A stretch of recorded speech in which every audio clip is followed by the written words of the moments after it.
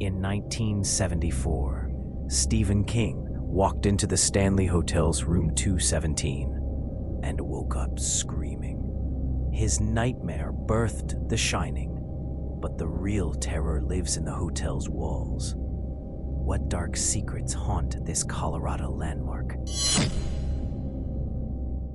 Welcome to Spirits of Sights, where we unravel the chilling truths behind the world's most haunted places. Hidden in the icy grip of Colorado's Rocky Mountains, the Stanley Hotel looms, a 1909 masterpiece that's as beautiful as it is terrifying. From ghostly whispers to shadowy figures that stalk empty halls, this hotel has left guests trembling for decades. Tonight, we'll uncover its blood-curdling history, spine-chilling hauntings, and the dark forces that might still linger. Subscribe and brace yourself for the unknown. In 1909, Freeland Oscar Stanley, a wealthy inventor of the Stanley steamer automobile, carved a grand hotel out of the wild Rocky Mountains. Sick with tuberculosis, he sought the crisp air of Estes Park, Colorado, to cheat death.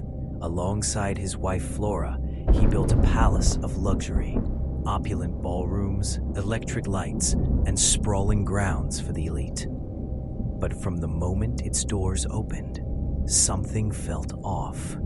Guests whispered of strange shadows and unexplained chills, as if the land itself resisted the hotel's presence.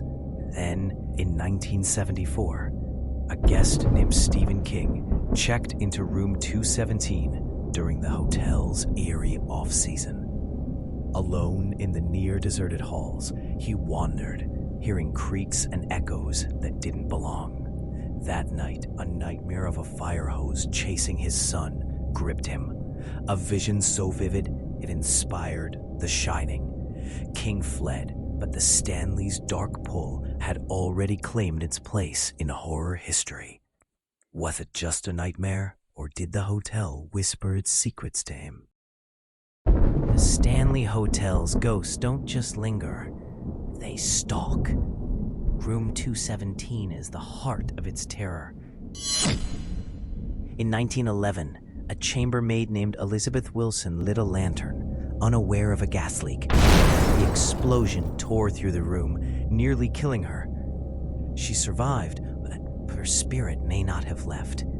Guests wake to find their clothes folded by unseen hands or feel an icy presence tucking them into bed. Some see a woman's silhouette staring from the shadows, her eyes hollow. One guest fled after their suitcase unzipped itself in the dead of night. In the grand ballroom, the air grows heavy with Flora Stanley's presence. A gifted pianist, she played for guests in life, but now her music haunts the night. Visitors hear delicate piano notes echoing through the empty room, stopping when they approach. A spectral woman in a flowing gown has been seen dancing alone, vanishing into the walls.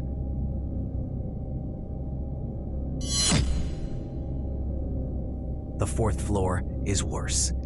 Guests hear children giggling and running down the halls, but no children are checked in.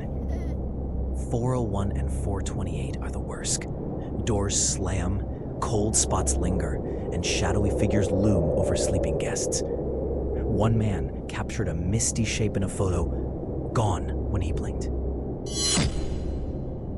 In the concert hall, F.O. Stanley himself is said to roam.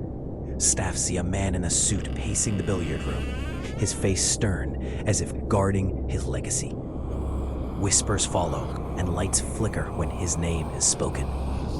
Paranormal investigators have recorded EVP's, electronic voice phenomena, saying "get out" in a gravelly voice.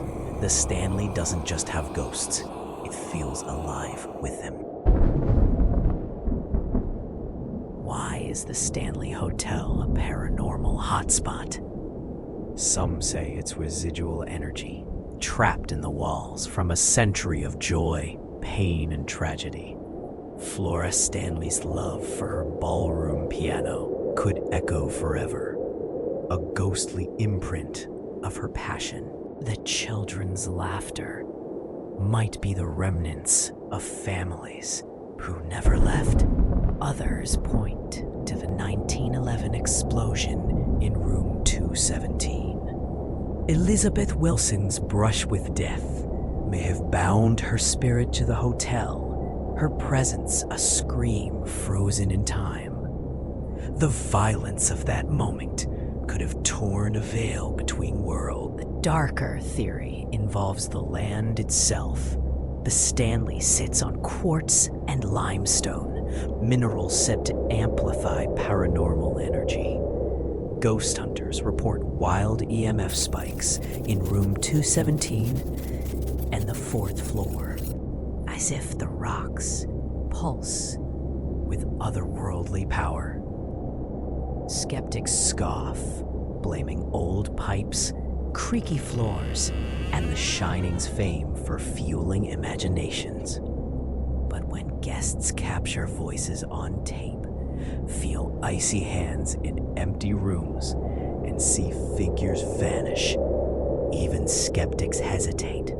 The Stanley secrets refuse to stay buried. The Stanley Hotel is more than a luxury retreat.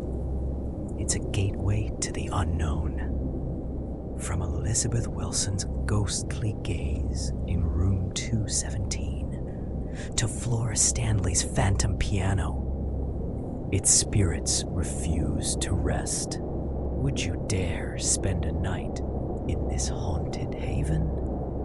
Drop your thoughts in the comments. Have you ever felt a ghostly presence? Subscribe to Spirits of Sights for more bone-chilling tales, and join us next week as we stalk another haunted place. Like and share to summon more spirits. Until then, watch the shadows. They might be watching back.